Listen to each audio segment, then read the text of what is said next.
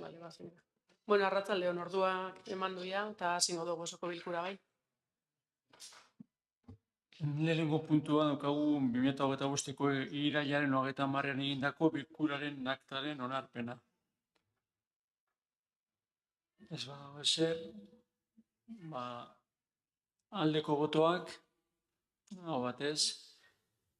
Bigarren puntua, daukagu Elgoibarko, Soraluze, Mendaro, Deba eta Mutrikuko udalen arteko kudeaketa gomendio hitzarmena onartzea tokiko enplegu eta garapena sustatzeko proiektuak Lanbide Euskal Enplegu Zerbitzuak lagundutakoak Deba Barrenako lurralde eremuan exekutatzeko 2025.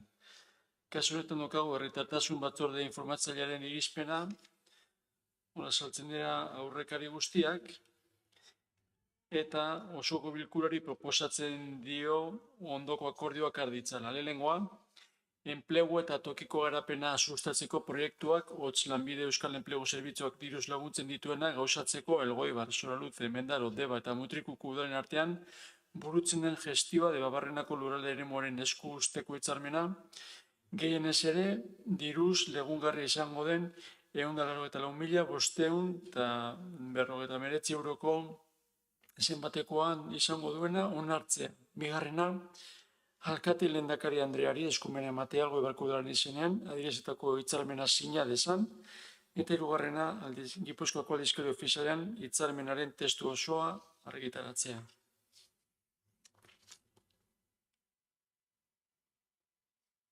Zate emate zerbait egitu nahi zuen, eskatzen dugu.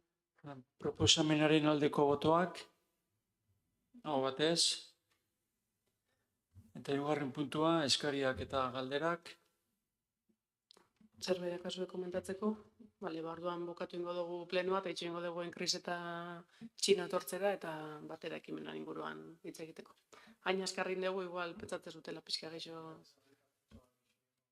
Bueno, pixkat itxo ingo diogu, pentsatzen dut.